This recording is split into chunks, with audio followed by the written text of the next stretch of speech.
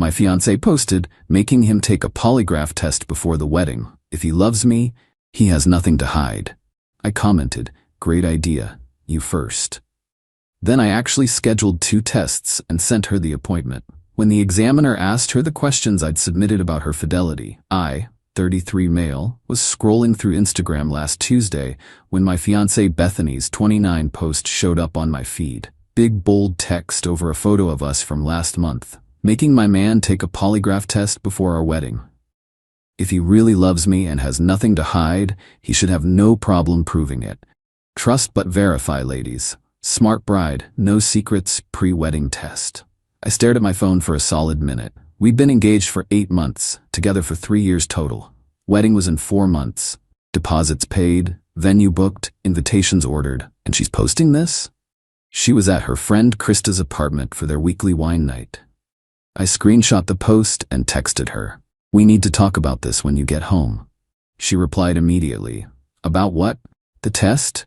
Babe, it's just smart. My cousin did it with her husband, and it gave them peace of mind. You didn't ask me. You just announced it publicly. Because I knew you'd overthink it. If you have nothing to hide, what's the problem? I put my phone down. Thought about it. She wanted a polygraph test? Fine. Great idea, I typed back. You first. 3 dots appeared, disappeared, appeared again. Then, what? If we're doing this, we both take 1. You want transparency? Let's be transparent. That's ridiculous. I'm not the one who needs to prove anything. Why not? If you have nothing to hide, what's the problem? No response for 20 minutes. Then, we'll talk when I get home. She came home around 11 p.m., already defensive. I can't believe you're making this about me. You made it public without asking me, I said calmly. If we're doing polygraph tests, we're both doing them. Equal transparency. That's not fair. I'm the one who suggested it. And I'm agreeing, with the condition that you go first, prove you have nothing to hide. Her face went red. This is typical controlling behavior, Travis. I'm trying to protect our marriage, and you're turning it into some power play. I'm not controlling anything. I'm matching your energy. You want tests? We'll both take them. I don't need to take one. Why not? Because I'm not the one with trust issues. I don't have trust issues. You apparently do, since you want me to take a polygraph. So let's both take them and clear the air completely. She sputtered for a minute, then grabbed her purse. I'm staying at Krista's tonight. Maybe you'll be more reasonable in the morning. After she left, I did something petty. I commented on her public post. Great idea, babe. Just scheduled appointments for both of us. You're going first, though. Lead by example. Then I actually did it. Found a licensed polygraph examiner. Booked 2 appointments 3 days apart. Cost me $800 for both tests. Sent Bethany the confirmation email with her appointment details. Her test was scheduled for Saturday at 2 p.m. Mine for Tuesday at 2 p.m. Update 1. Bethany lost her mind when she got the confirmation email. Called me at work Thursday morning, absolutely screaming. You can't just schedule something like this without asking me. You literally announced you were making me take one without asking me. I'm just following through on your idea. This is insane. I'm not taking a polygraph test. Why not? You have nothing to hide, right? That's not the point. That's exactly the point. You wanted to test my honesty. Let's test yours too. I'm canceling it. Can't. Non-refundable deposit. Plus, if you cancel, I'm canceling mine. And then I'm commenting on your very public post explaining that you refused to take the same test you demanded I take. Silence. Then, you're being a jerk. I'm being fair. Saturday at 2 p.m. The examiner's office is downtown. I'll drive us. She hung up on me. That evening, her mom called. Diane. This woman already didn't like me much, thought I wasn't ambitious enough for her daughter. Travis, Bethany is very upset. I know. She doesn't want to take the polygraph test she publicly demanded we do. Well, she didn't mean she had to take one. She was talking about you. Right, but if we're testing for honesty and fidelity, seems like we should both do it, for the marriage. That's ridiculous. She's been nothing but faithful to you. You on the other hand. Me on the other hand, what? Pause. Well, I don't know what you've been up to. Exactly. You don't know, so let's test both of us and remove all doubt. She huffed and hung up. Saturday came. Bethany barely spoke to me all morning, tried to claim she was sick. I told her we could reschedule, but I'd still cancel mine and post the reason publicly. We drove to the examiner's office in silence. The examiner, a guy named Paul, was probably in his 50s. Retired law enforcement, did corporate and private polygraphs. Very professional. He explained the process, the questions, how it worked. I'd submitted questions in advance.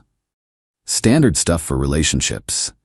Have you been sexually intimate with anyone else during our relationship?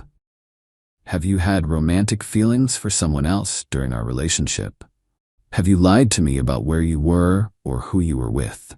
Have you hidden any major financial debts or secrets from me? Is there anything you're currently hiding that could affect our marriage? Bethany went into the testing room. I waited outside. The test took about 2 hours with all the setup and questions. When they finished, Paul called me into his office. Bethany was in the waiting room, looking pale. Mr. Travis, I need to be direct with you.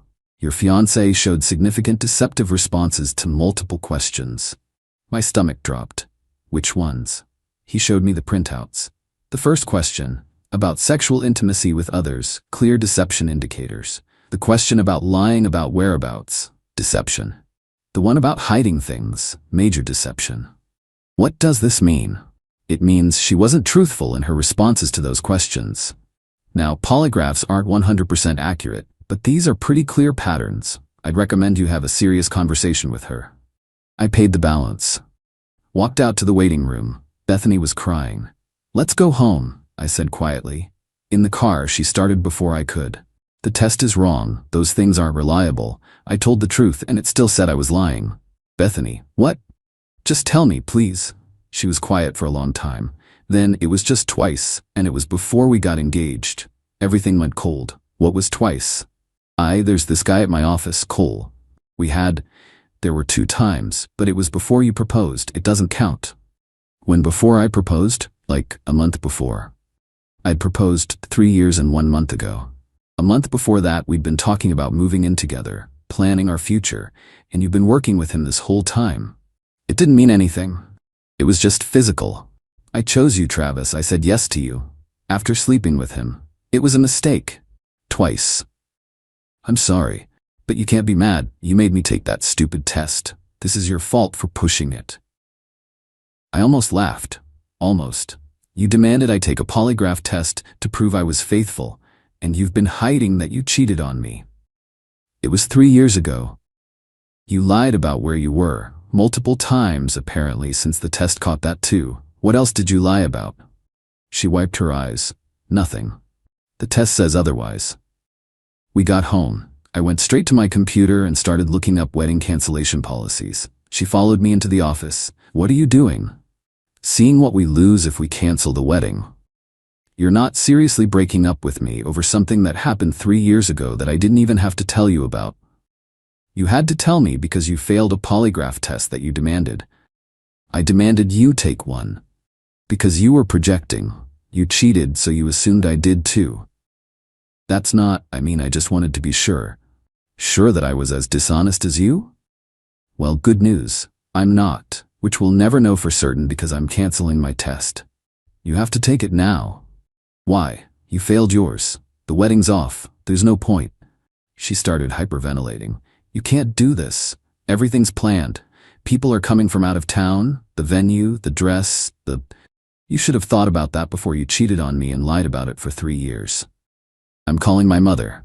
Go ahead. Update 2. Diane showed up within the hour. Qley brought Bethany's sister, Michelle, for backup. The 3 of them staged an intervention in my own living room. Travis, you're being unreasonable, Diane started.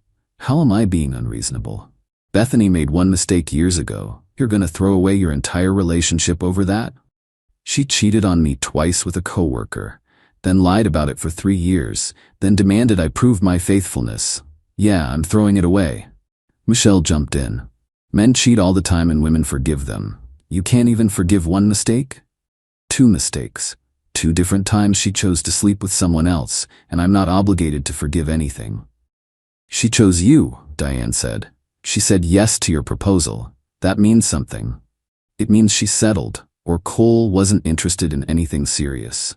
Bethany burst into fresh tears. That's not true. I love you. I want to marry you. You loved me 3 years ago too. Didn't stop you then. We weren't engaged then. So marriage is the only thing that would have stopped you? That's not reassuring, Bethany. Diane stood up. Fine. You want to be stubborn? Cancel the wedding, but you're paying for half the losses. She didn't do anything to deserve being financially punished. Actually, check the contracts. My name is on the venue, the catering, the photographer. I booked them. I put down the deposits from my accounts.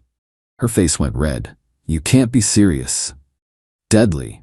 I'm canceling everything tomorrow. You'll get whatever refunds are available, but most of those deposits are non-refundable at this point. That's thousands of dollars. Should have thought of that before demanding a polygraph test that exposed your own cheating. Michelle got in my face.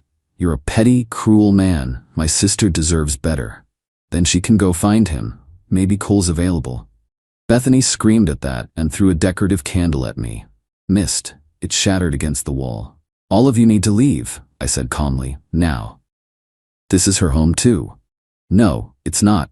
Lisa's in my name. She moved in with me. Bethany, you have until next weekend to get your stuff out. You can't kick me out. I can and I am. Be out by next Sunday or your stuff goes to storage and you can pay the fees.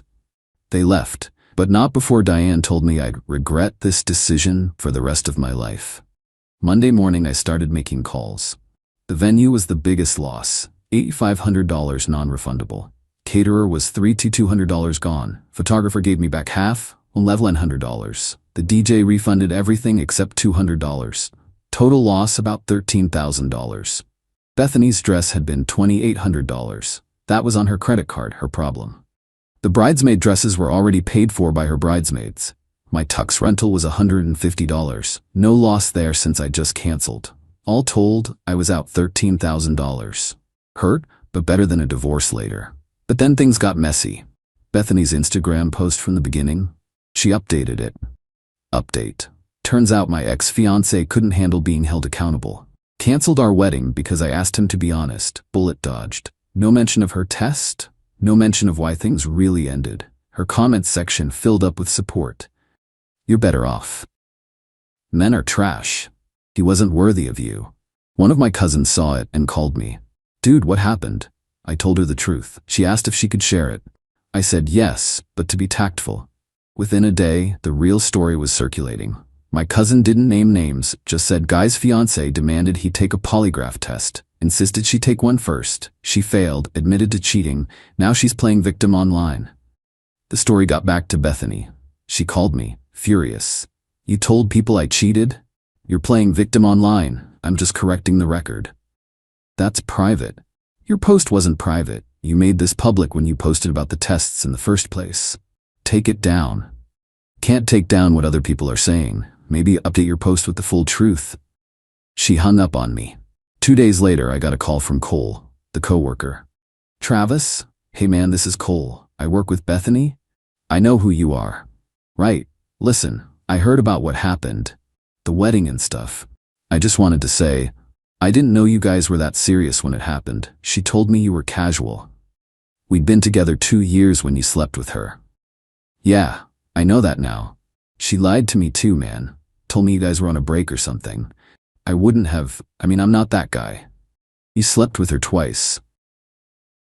The second time she said you guys broke up. Look, I just wanted to apologize. I feel like crap about it. Does your girlfriend know? I'd seen his Instagram. He'd been with someone for 2 years now. Long pause. No. Might want to get ahead of that. Bethany's not exactly keeping quiet about anything. He hung up shortly after. I felt a little bad about that comment. But only a little. Final update. It's been 6 weeks since I canceled the wedding. Here's how everything shook out. The first week, Bethany moved out. Her dad came with a truck, and her brother. They didn't speak to me. Just loaded up her stuff and left. She tried to take the coffee table I'd bought before we met. I stopped that. She cried about it. Didn't care. Found out later she'd moved back in with her parents. Diane's apparently making her life miserable, asking why she couldn't just keep her mouth shut about the whole thing. The second week, some of Bethany's friends started reaching out to me. Not to yell, to apologize. Turned out Bethany had been telling them for months that I was probably cheating and acting suspicious. She'd been building a narrative to justify the polygraph test demand. One friend, Ashley, told me Bethany had been weird about Cole for years. She'd mention him constantly. We thought it was just because they worked together, but now it makes sense. Asked Ashley if she thought it was really only twice. She went quiet. I don't know, but Bethany went on a lot of work happy hours over the years. That messed with me for a few days, wondering how much more there was that the polygraph didn't catch. But then I realized, doesn't matter. Whatever the truth was, she'd lied about enough. Third week, I got a message from Cole's girlfriend. Apparently Bethany had reached out to her to clear her conscience about sleeping with Cole years ago, but in doing so, she'd mentioned Cole had been texting her recently to check in.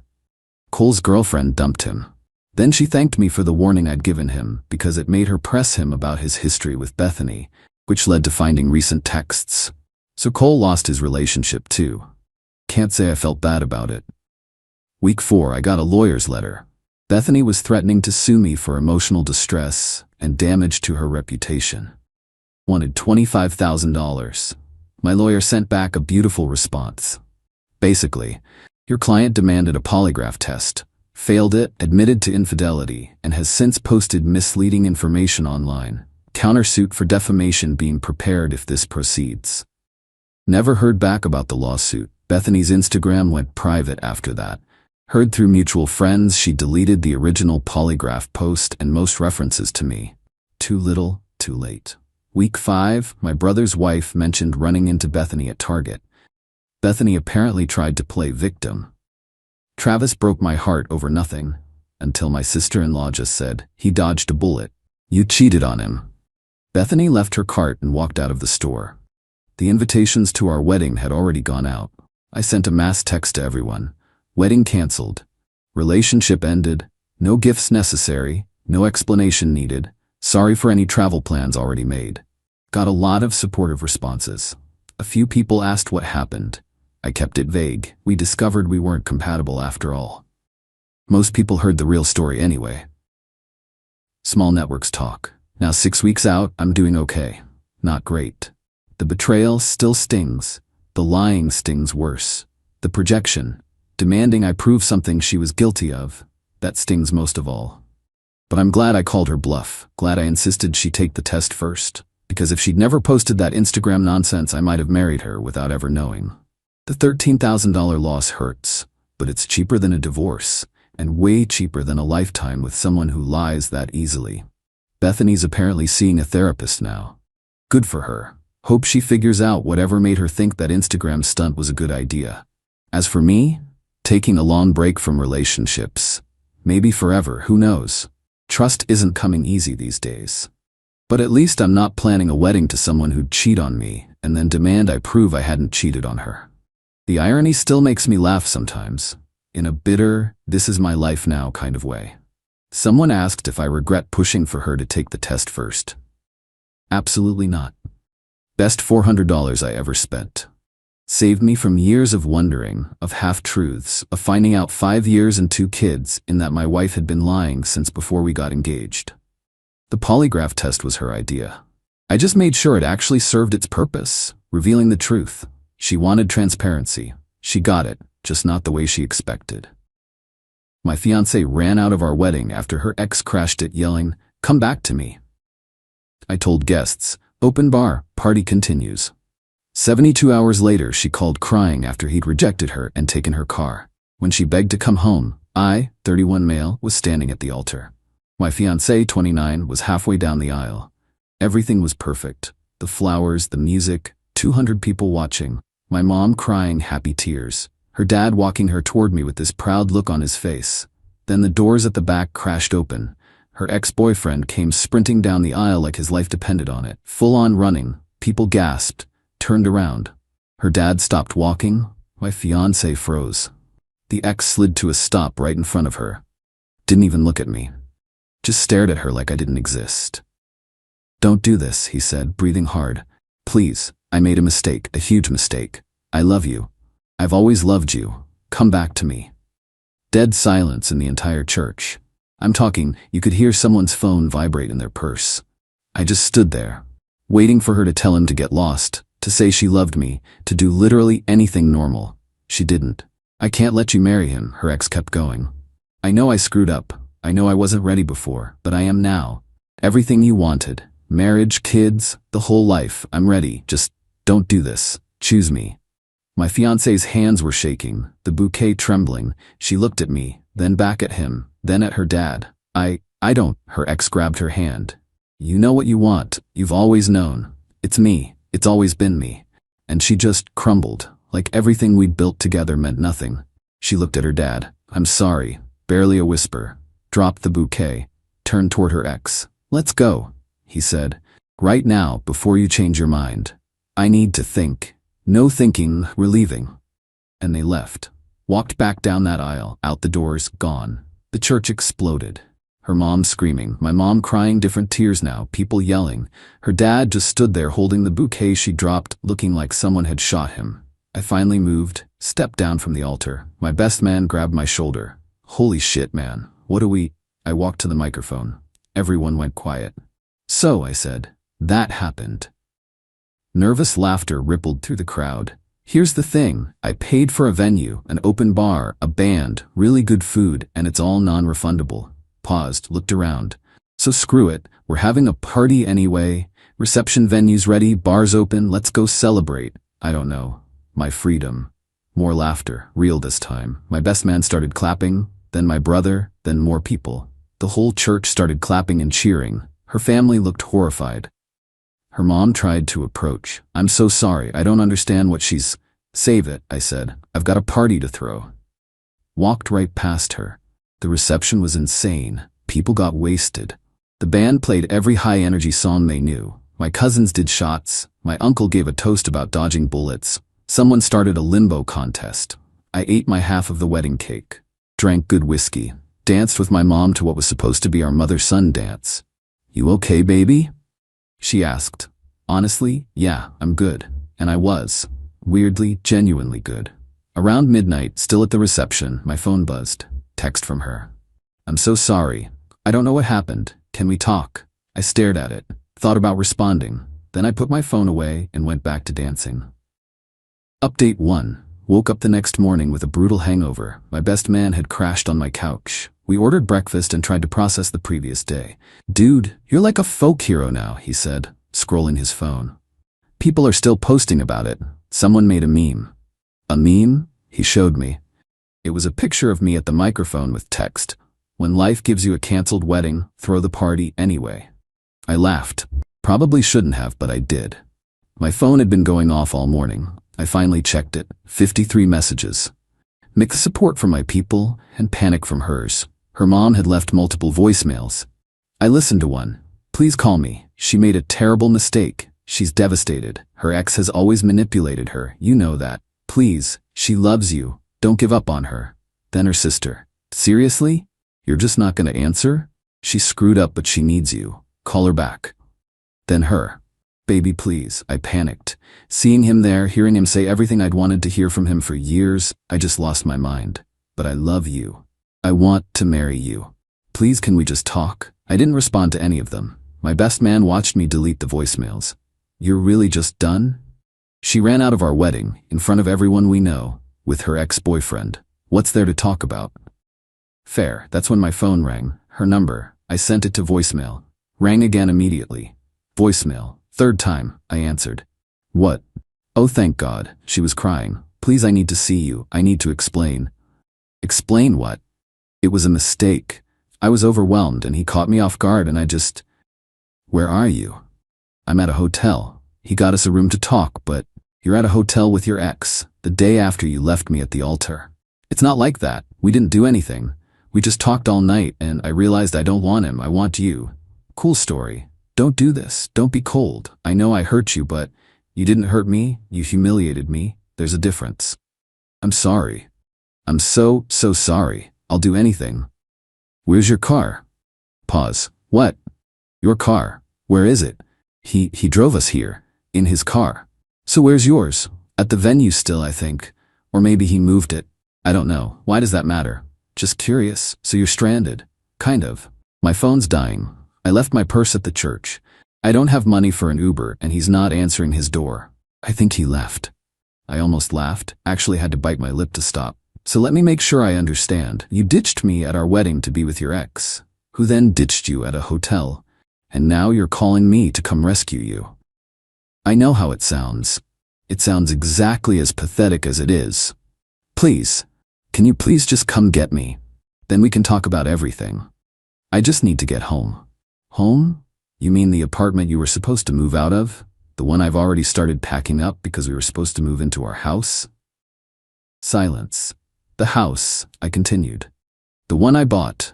The 3-bedroom one I've been renovating for months as a surprise. The one that's in my name only because I bought it before I proposed. That house. I forgot about that. Yeah, you forgot a lot of things. Like your commitment, your vows, your dignity. You're being mean. I'm being honest. Where am I supposed to go? Your parents' house, your sister's place, the hotel room your ex rented. Literally anywhere that's not my problem. I can't believe you're doing this. I can't believe you're surprised. I made one mistake, and it was a big one. Deal with it. Hung up. Blocked her number. My best man was staring at me. Savage. Too much? Nah, she earned it. Over the next few days, the messages kept coming through other people. Her friends, her sister, her mom, all the same basic message with different wording. She's sorry. She made a mistake. She needs your help. Please talk to her. I ignored all of them. Then, her dad called. I actually liked her dad. Solid guy, I answered. I'm not calling to defend her, he said right away. What she did was inexcusable. I'm mortified. Okay, but people are asking about the wedding gifts and the deposits on everything. We need to sort out the practical stuff. He was right. Gifts from your family, keep them or return them. I don't care. Mine go back to my people. Deposits in my name stay with me. Anything in her name is her problem. That's fair. And the house? What about it? She's gonna need somewhere to stay. She can't live with us long term. Not my problem. The house is mine. She's not on the deed. She's never even seen it finished. I understand. Just thought I'd ask. She can figure it out. She's an adult who made an adult decision. He sighed. You're right. She made her bed. I'm sorry. You're a good man. She's a fool. Thanks. After we hung up, I sat there thinking about the house. The place I'd spent months fixing up. New kitchen, refinished floors, fresh paint, the master bedroom I'd imagined us sharing. Well, guess it was all mine now. Silver lining. Update 2. About a week later, her mom showed up at my office. Security called. There's a woman in the lobby asking for you. Says she's your ex-fiancée's mother. Tell her I'm in a meeting. She says she'll wait. Of course she would. I went down. She was sitting in one of the lobby chairs, purse in her lap, looking determined. We need to talk, she said when she saw me. No, we don't. Yes, we do. You need to forgive her. I actually laughed. I need to? She's staying with us, sleeping in her childhood bedroom. She cries all day. You're destroying her. She destroyed herself. Her ex manipulated her. He's always been toxic. He convinced her to sign over her car to him. Wait, what? Her car. He said if they were going to make it work, they needed to share assets. So she signed the title over to him. Then he disappeared with it. I should have felt bad, should have felt something. I didn't. That sucks for her. Her mom's eyes went wide. That's all you have to say? What do you want me to say? She's an adult. She made choices. Now she's living with consequences. You could help her. Why would I? Because you loved her. Loved. Past tense. She killed that when she walked down the aisle, away from me. This is cruel. She made one mistake, one massive, public, humiliating mistake, in front of 200 people at our wedding. So you're gonna punish her forever? I'm not punishing anyone, I'm just not saving her. Big difference. Her mom stood up, got in my face. She needs you. Don't you understand that? She needed me at the altar. She chose differently. Please, just talk to her. Hear her out. You two can work through this. No. Why not? Because I don't want to. Because she made her choice. Because I'm done. You're being childish. I'm being smart. Security was walking over. I waved them closer. This woman is leaving. Her mom's face went red. You're having me removed? You showed up at my workplace to berate me about your daughter's terrible decisions. Yeah, you're leaving. Security escorted her out. She was yelling the whole way about how heartless I was, how her daughter deserved better, how I'd regret this someday. I went back to work. My boss called me in later that day. Everything all right? Got a report about a disturbance. Ex-fiancée's mom, from the wedding thing. Ah, the party wedding. That was legendary, by the way. Thanks. Just keep the personal drama out of the office moving forward, yeah? Absolutely. That night, another unknown number called. I almost didn't answer. Stop being a stubborn ass and talk to my sister. Her sister. How'd you get this number? Doesn't matter. You need to have a conversation with her. No, I don't. She's falling apart. She barely eats. Doesn't sleep. She's a mess. Okay, that's it. What do you want me to say? That you care, that you're worried, something. But I don't, and I'm not. How can you be so heartless? Years of practice, apparently. She loves you. She loved her ex more, at least for that moment, and that moment happened to be our wedding day. People make mistakes, and people live with them. You're impossible. I'm consistent. She made a choice. I'm making mine. Moving on. After 1 week? After the best week I've had in months, actually. That's messed up. What's messed up is everyone acting like I'm the villain here. I didn't do anything wrong. I showed up. I was ready to commit. She ran. She was confused. Being confused doesn't give you a free pass to humiliate someone and expect them to just take you back. Her sister was quiet. Then, she's asking about the house. What about it? Can she stay there? You have 3 bedrooms. I laughed. Hard. Absolutely not. Why not? Because it's my house. I bought it. My name, my money. She has zero claim to it. But you bought it for both of you. I bought it for my future wife. She made it clear she doesn't want that job, so no house. You're unbelievable. I'm practical. She hung up. The harassment continued through my own family. My aunt called. Her mother contacted me through Facebook. Great. She wants me to talk sense into you. There's no sense to talk. I'm already being sensible. The girl is genuinely sorry. Aunt, I love you. But stay out of this. I'm just saying, everyone deserves a second chance. Not everyone. Not for everything. This isn't a second chance situation. This is a you showed me who you really are situation. You're really not going to forgive her? Nope. Ever? Can't see that happening, no. My aunt sighed. All right, I'll let them know I tried. After that call, I really thought about it. Everyone pushing. Everyone saying I should forgive her. Be the bigger person. Give her another chance. But why? She didn't make a small mistake. She didn't forget our anniversary. She didn't accidentally hurt my feelings. She made a calculated choice. Heard her ex say the magic words and threw away 3 years. Our future. Our plans. Everything. In front of everyone. And now that it blew up in her face, I was supposed to what? Take her back? Pretend it never happened? Hell no. I texted my best man. Beer? Always. We met at our usual spot. I filled him in on the week's greatest hits. They're relentless, he said. Yeah. You wavering at all? Not even a little bit. Good, because if you took her back, I'd have to disown you as a friend. I laughed. Not happening. I'm actually happy. Is that weird? That you're happy not marrying someone who abandoned you at the altar? That's called having a brain. We drank to that. My phone buzzed. Unknown number. I answered. Put it on speaker so my best man could hear. This is getting pathetic. Please, her voice, crying. Please just talk to me. Just once.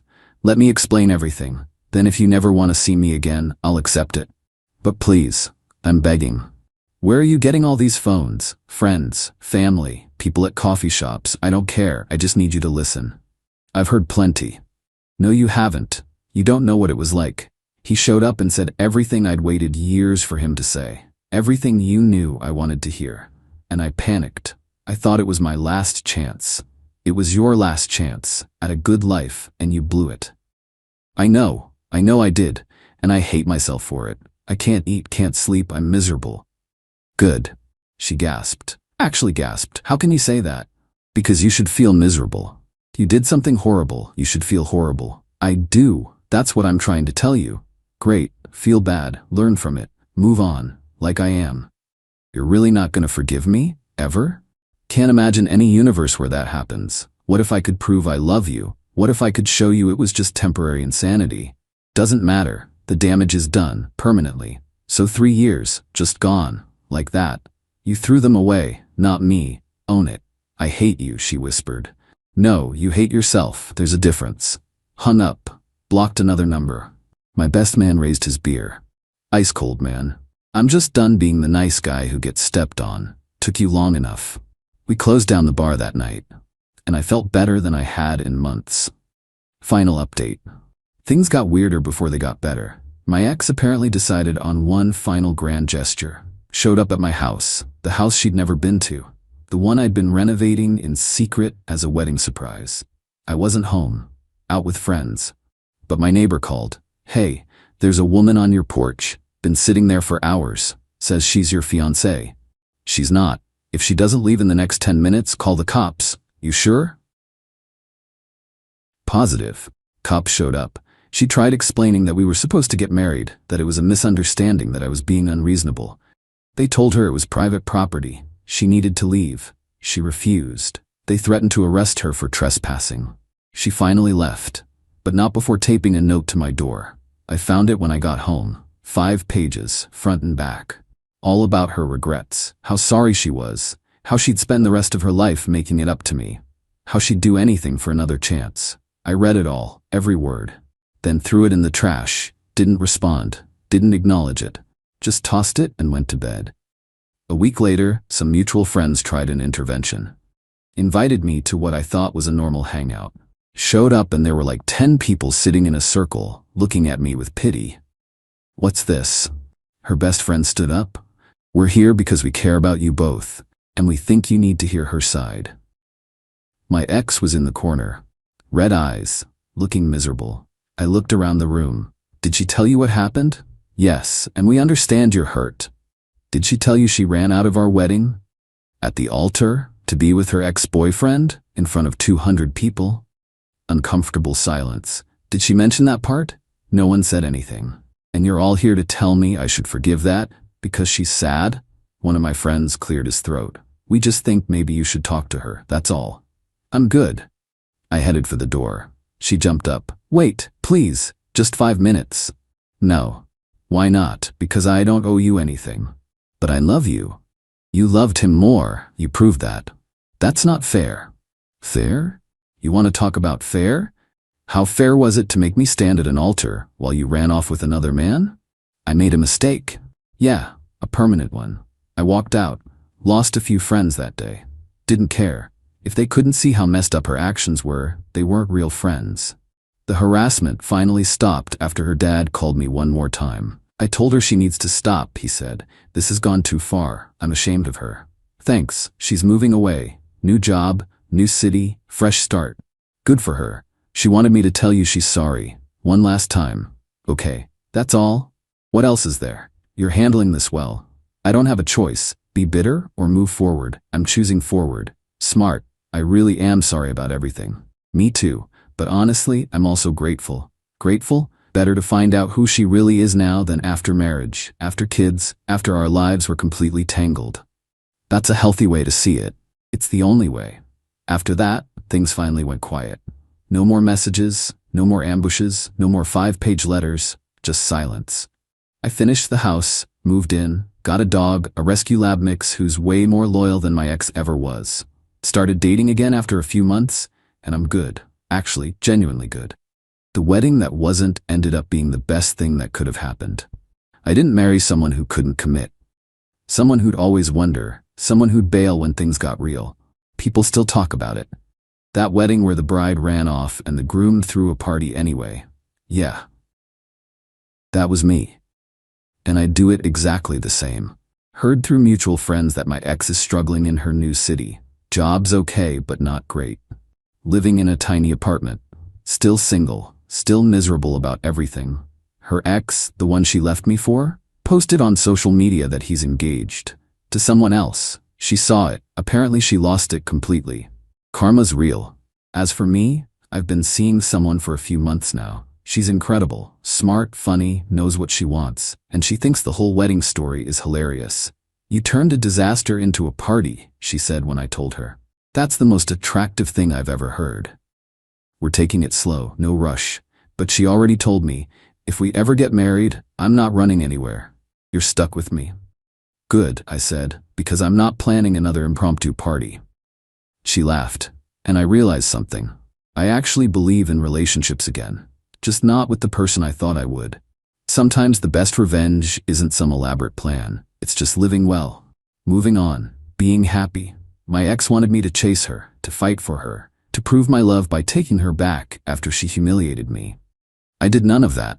I let her live with her choices. Let her see what life was like without me. Let her understand exactly what she threw away. And I moved on to someone who actually values me. That's the real victory. Not that she's unhappy, but that I'm genuinely happy. She's just gone, living her consequences. Exactly where she chose to be when she ran down that aisle. My fiancé said, "You're not on my level financially." I replied, "Then let's fix that." The next day, I sold the house she was living in because it was in my name. When she came home, the movers were waiting. I, 33 male, am still trying to process the last 48 hours. It feels like I pulled the pin on a grenade and just calmly watched it go off. My fiancée, Celeste, 30, and I have been together for 4 years, engaged for the last 6 months. We've been living together for about 2 years in a nice 3-bedroom house. It was my parents' house, which I inherited free and clear when they passed away a few years back. This is a key detail. I also inherited the family business. It's not flashy. We make high-tolerance precision parts for medical and aerospace tech. It's a solid, profitable company. I don't live like a high roller. I drive a reliable pickup truck, I wear jeans and polos to work, and I don't flash cash. I've always been a stealth wealth kind of guy.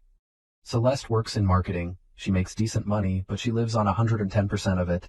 Leased luxury import, designer bags, which I often paid for, always talking about her image and brand. I thought it was just a quirk. Harmless, really. She never asked about my finances. Not really. She just assumed. She assumed I had a big mortgage on the house. She assumed I was a salaried manager at my company, not the owner. I never corrected her. I figured, why does it matter? She loves me for me, right? Right. The fight started on Wednesday. We were talking wedding budgets. She and her mother, Brenda, 58, had a binder. The binder was thick. The binder was terrifying. "I just don't see why we need monogrammed, linen-wrapped ice sculptures," I said, trying to be gentle. "And a 10-piece band? A DJ would be fine." Celeste sighed, that deep, put-upon sigh. "Leo, this is our wedding. It's a reflection of us. Don't you want it to be elegant? Don't you want to show people we've arrived?" "Arrived where? We're just getting married. I'd rather put this money toward a killer honeymoon. Or, our future." Brenda, who was on speakerphone, chimed in. "Leo, dear, a wedding is the future. It's the foundational event. You have to invest in it. Celeste has a certain standard to maintain." "A standard I'm apparently paying for," I muttered. Celeste slammed the binder shut. "What is that supposed to mean?" "It means this is getting out of hand. This budget is more than my truck. This is insane." She stood up and her face went cold. It was a look I'd never seen before. Pure, unadulterated contempt. "You know what, Leo? This is the problem. Your anxiety about money. It's exhausting. I am so tired of dragging you up to my level." I just stared. "Your level?" "Yes, my level. My career, my ambitions, my standards. I'm bringing so much to this marriage, and I'm constantly having to apologize for your limitations. Honestly, if we're going to be this blunt, you're not on my level financially, and I'm tired of pretending it doesn't bother me. I deserve those ice sculptures." I looked at her. Really looked at her. The woman I was going to marry. The woman living in my house, driving a car I'd put the down payment on, wearing a ring I'd paid cash for. "You're right," I said quietly. "You're absolutely right. I'm not on your level. Let's fix that." She blinked, clearly expecting a fight, an apology. She got a flat, calm agreement. "Good," she huffed, though she looked confused. "I'm glad you finally see it. I'm going to bed. Think about what you're willing to sacrifice for us." Oh, I thought about it. I didn't sleep. I spent the night on my laptop. I wasn't looking at wedding venues. I was looking at real estate. The market in this area is scorching hot. Houses are selling in hours, not days. Especially a paid-off house in a good neighborhood. At 7 a.m. on Thursday, I called a realtor I know through a business associate, a real shark. "I need to sell my house," I said, "today." "You mean list it today?" "I mean sell it today. I want a cash offer, quick close, as is. I'll take a 10% hit for the convenience. I just want it done." He must have smelled the urgency and the commission. He made some calls. By 10 a.m., I had a cash offer from a property investment group. It was $50K less than market, but it was done. They wired the deposit. We'd sign the final papers digitally by end of day. Closing date? Tomorrow. Friday. They wanted possession immediately. Then let's fix that, I muttered to myself. Next, I called a moving company. I need an emergency pack and move, today, just my personal effects. Office, my clothes, my tools, everything else can stay for now. I spent all day Thursday while Celeste was at work, directing movers. I packed my clothes, my books, my computer, the photos of my parents. I'm writing this from a corporate apartment I keep for business purposes. It's clean. It's empty. It's all mine. Then I made one more call, to a different moving and storage company. I scheduled them for Friday at 5:30 p.m., right when Celeste gets home from work. I gave them the address. I told them the house had been sold and the new owners wanted it cleared. The remaining occupant needs to be out, I said. Her belongings are to be packed and moved to a storage unit. Here is my credit card. Pay for 3 months in advance. Her name is Celeste. I texted her one thing this morning, Friday. We need to talk when you get home tonight. It's important. She replied, finally ready to discuss the wedding budget properly? Good. It's 5:15 p.m. The mover should be arriving at the house any minute. She'll be there in 10. I've already signed the final sale documents. The money is in my account. The house is no longer mine. She wanted me to fix my financial level, so I liquidated the asset she was living in. I'm terrified. I'm relieved. I'm numb. I have no idea what's about to happen, but I know it's the end. And I know this is the right thing to do. Update 1. Okay, it's been 24 hours. The grenade went off. The shrapnel is everywhere. I want to thank everyone for the comments. Validating to know I'm not crazy. I wasn't there for the main event. I couldn't be. Ms. Alvarez, the lawyer I retained yesterday morning, told me it was best to be completely off-site, but I got a play-by-play from the moving company supervisor, and a lot of missed calls. Like a lot. The supervisor, let's call him Hector, was a total pro. He said they arrived at 5:25 p.m. He had the work order. He rang the bell. No answer. He was about to call me when Celeste pulled into the driveway in her leased car. Hector. Ms. Celeste? Celeste, apparently annoyed. Yes, who are you? I didn't order any movers. Hector. We were contracted to clear this residence, ma'am. The property has been sold. We're here to pack your belongings and transport them to a storage unit. Celeste, laughing, according to Hector. I think you have the wrong house, buddy. My fiancé and I are just... Wait, is this Leo's idea of a joke? To move us to a bigger house? Hector. No joke, ma'am. The property at address was sold. The new owners require it to be vacant by 8 p.m. tonight. We have a team ready. Hector said her face just collapsed. She fumbled for her phone. That's when I got the first 12 missed calls, all while I was in a meeting with my lawyer, who had advised me to put my phone on silent. Celeste apparently tried to block the movers from entering.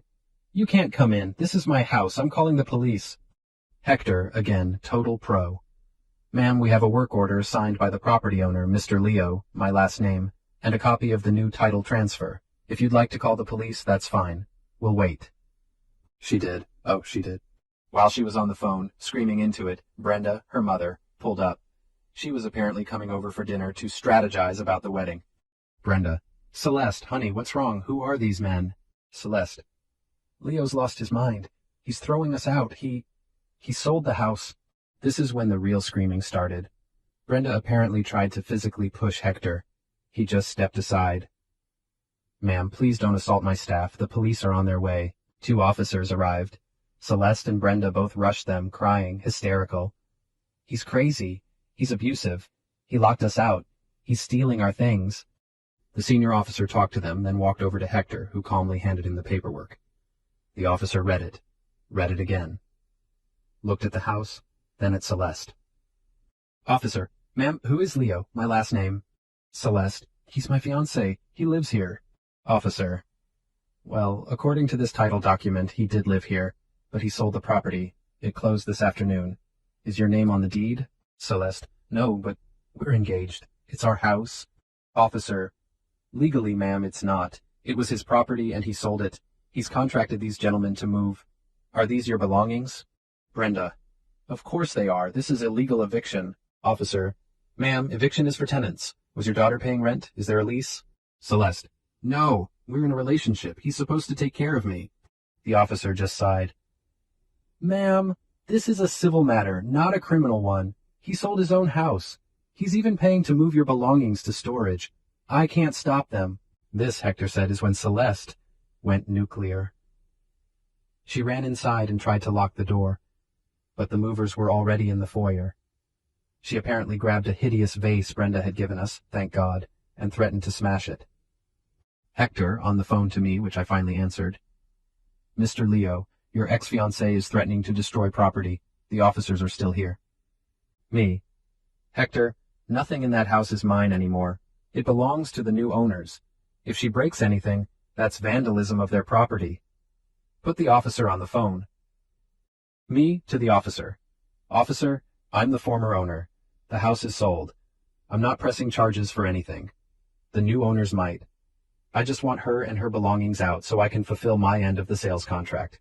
I've paid for her things to be stored safely. The officer talked her down. She eventually dissolved into a sobbing mess on the lawn while the movers, in record time, packed up her entire life. Her clothes, her shoes, her image. The custom-built walk-in closet system she'd had me install. They took that too. Ripped it right out of the walls. I got 28 more missed calls and a string of texts that I've already forwarded to Ms. Alvarez. You bastard! My life is ruined. Where am I supposed to live? Brenda is having a heart attack. This is your fault. You will not get away with this. And my personal favorite. I'm calling your boss at the company. You'll be fired for this. I'm the boss, Celeste. I own the company. She's at Brenda's house. The storage unit key and address were left with Brenda. My lawyer is drafting a formal cease and desist letter. I slept on the couch in the corporate apartment. Slept like a baby. Update 2. It's been a week. The entitlement has, as many of you predicted, escalated to levels I didn't think were humanly possible. They aren't just doubling down. They're building a whole new fortress of delusion. First, the legal threats. Ms. Alvarez got a letter from Celeste's new lawyer. It was a work of art. It accused me of constructive eviction, intentional infliction of emotional distress, and fraudulent misrepresentation. Apparently, by not telling her I was wealthy, I had fraudulently induced her into a relationship under false pretenses. Yes, you read that right. She is claiming I tricked her into loving me by not being as poor as she thought. Ms. Alvarez had a field day with the response. She calmly pointed out that Celeste was never a tenant, but a guest. I had a fiduciary duty to the new buyers to deliver a vacant property, which I did.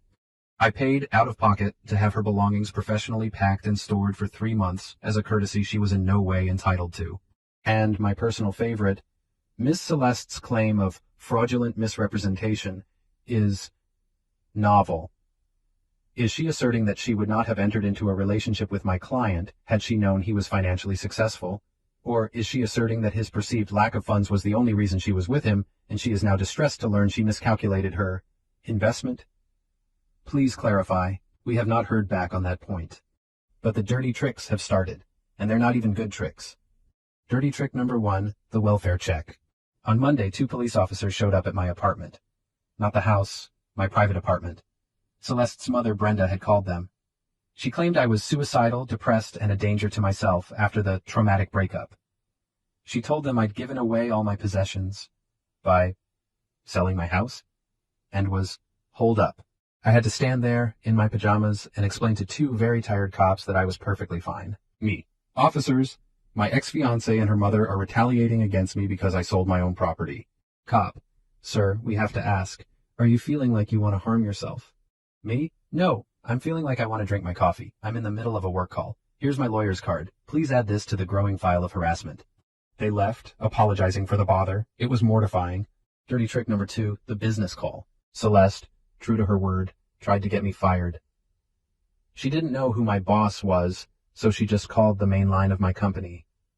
She got Barb, our receptionist, who has worked for my family for 25 years and basically co-raised me.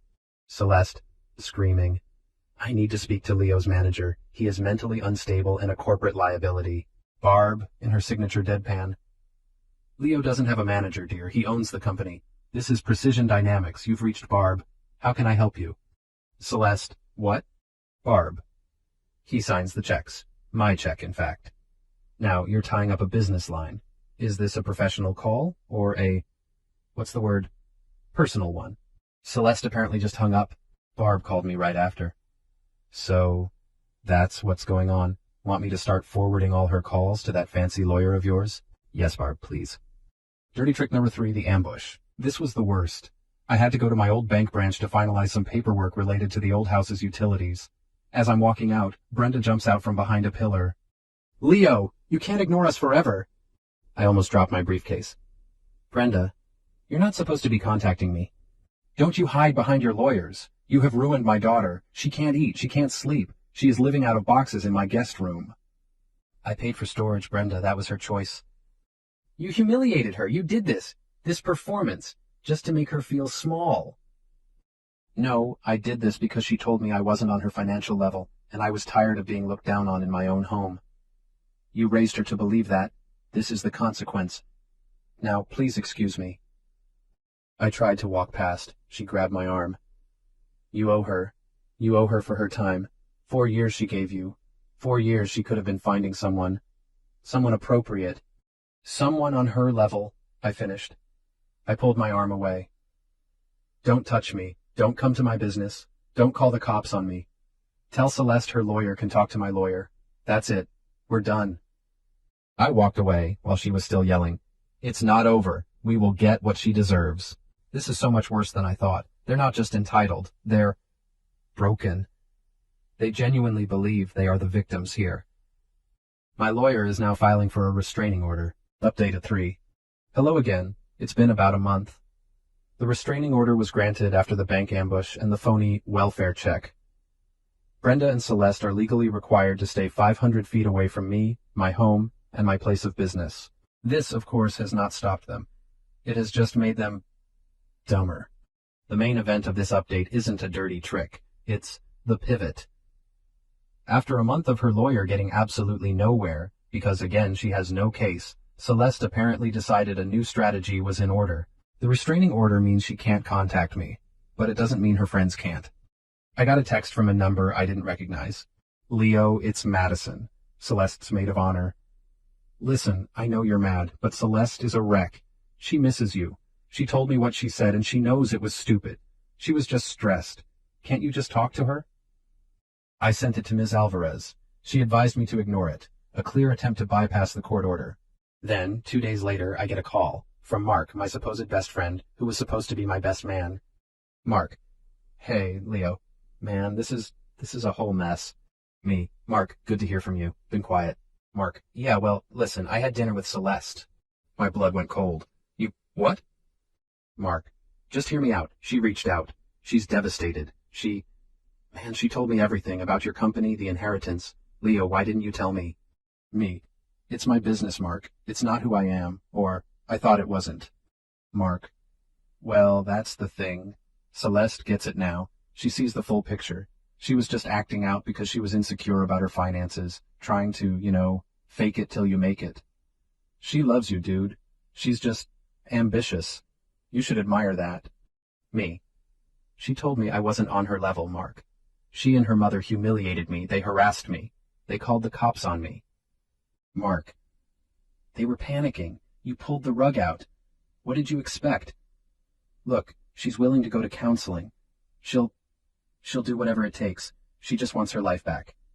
Your life. I couldn't believe what I was hearing. He'd been completely turned. Me. Mark, did she or Brenda offer you something? Mark. What? No, dude, that's low.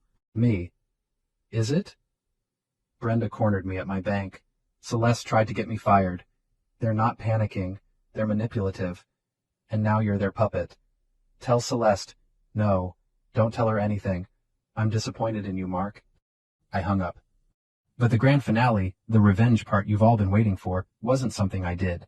It was something Ms. Alvarez did. It was pure, beautiful, legal consequences. Celeste's lawyer, in a desperate final attempt, filed a motion for temporary spousal support and demanded I pay her $75,000 for her emotional and financial investment in the relationship, plus her legal fees. We went to a preliminary hearing. Celeste and Brenda were there, dressed like they were attending a funeral, all black, dabbing at their eyes. Celeste looked terrible. Brenda just looked furious. Her lawyer made his case. Your Honor, Ms. Celeste gave 4 years of her life to this man. She performed wifely duties. She invested in their shared home. believing it was their future. He then, with malice and forethought, rendered her homeless and destitute, all because of a simple heat-of-the-moment argument. The judge looked bored. Wifely duties? Were they married? They were engaged, Your Honor. The wedding was planned. So no, they were not married. And the home? Was her name on the deed? No, Your Honor. Was there a lease? Did she pay rent? No, Your Honor. So she lived there for free for 2 years. And her investment? She decorated, Your Honor. She oversaw the installation of a custom closet. Ms. Alvarez stood up. Your Honor, my client paid for that closet. On his credit card. We have the receipt. The investment Ms. Celeste made was living, rent-free, in my client's home. Her claim to destitution is also misleading. She is employed, and her distress stems not from a loss of love, but from a loss of perceived financial gain. Then she delivered the killing blow. In fact, Your Honor, we are the ones with a financial claim. Ms. Celeste is still in possession of a $20,000 engagement ring, which was a conditional gift given in contemplation of a marriage she effectively terminated. We have formally requested its return, and she has refused. We are filing a countersuit for replevin. We are also seeking to have Ms. Celeste and her mother, Ms. Brenda, held in contempt for repeatedly violating a restraining order via third parties. The courtroom was silent. Celeste's face went from pale to ghostly. The ring. She thought she could keep the ring. The judge looked at Celeste. Ma'am, is this true? You still have the ring? Celeste, in a small voice. It was a gift. Judge. It was a conditional gift. The condition was marriage. You're suing him for emotional distress while holding onto a $20,000 asset he gave you. Son, is your lawyer's motion in order? Her lawyer just stammered, Your Honor, we were not aware. The judge dismissed their entire motion, laughed it out of court. He set a date for our motion. Celeste either had to return the ring within 10 days, or a judgment for the full value would be placed against her. She and Brenda stormed out. I heard Brenda screeching in the hallway. This is a travesty. He's controlling her with that ring. He's a monster. He's not a monster. He's just a guy who finally learned to read the fine print. Final update. It's been 6 months. The dust has settled. The circus has left town. The 10-day deadline for the ring came and went. Celeste did not return it. Typical. So Ms. Alvarez filed the judgment. Celeste now owes me $20,000. Her lawyer, seeing the writing on the wall, and probably not getting paid, officially quit. The judgment meant we could go after her assets, which, as we all know, are limited. We placed a lien on her leased car. We were about to file for wage garnishment at her marketing job. 2 weeks ago, I got a call from Brenda, from a new, unknown number. You've won, she said. Her voice was dead. Brenda, you're violating a court order. I don't care. You're garnishing my daughter's wages. She's going to lose her job. She can't. She's a wreck. She won't stop crying. She's back in her childhood bedroom. Is this what you wanted? To ruin her? I wanted her out of my house. I wanted her to stop harassing me. I wanted my ring back. She did all of this. She told me I wasn't on her level. She's the one who couldn't live with that. She loved you, Brenda whispered. No, I said. She loved what she thought I could be, and she hated me for what she thought I was. Then she found out she had it all backwards, and that's what's killing her. Not the loss of me, the loss of the deal. There was a long pause. The ring is at a pawn shop, Brenda admitted. She sold it weeks ago to pay her lawyer. She only got $8,000 for it. I had to laugh. Of course she did. So she can't return it. And she can't pay me. And she spent the money. That's just perfect. Please, Brenda begged, don't garnish her wages. It'll destroy her. I'll pay you. I'll take a loan from my 401k. I'll pay you the $20,000. Just let her go. I thought about it. I thought about the humiliation, the bank, the cops, the welfare check, my friend Mark. Here's the deal, Brenda, I said. You're going to pay me, but not the $20,000. You're going to pay me the $8,000 she got for it. That's the actual damage. And in return, you and she will sign a new agreement, drafted by my lawyer, that includes an ironclad non-disclosure agreement and triples the distance and time of the restraining order. If I ever hear from you, see you, or hear of you ever again, the original $20,000 judgment gets reinstated with interest. Am I clear? Yes, she whimpered. Thank you. Ms. Alvarez drafted it. Brenda wired the money. It's over. I sold my business. I know. But the joy was gone. Barb retired. I realized the company was my last tie to my parents, and I was holding on to it for them, not for me. I got an insane offer from a larger competitor. I took it. I'm not in a high-rise condo. I bought a small plot of land a few hours away. I'm building a house, a small one, with my own hands. I'm pretty good with wood. Turns out, I like doing things myself. I don't know if Celeste or Brenda ever realized their mistake. I doubt it. People like that, they don't have a change of heart. They just move on to the next host. I heard from Madison, the ex-bridesmaid who apologized profusely, that Mark and Celeste are, wait for it, dating. She told him she just loves a man in finance. He's a junior accountant. She's downsizing her life to focus on what's real. She's living with him in his tiny apartment. I give it 6 months. As for me, I'm fine. I'm better than fine. I'm free. She was right about one thing. I wasn't on her level. Thank God.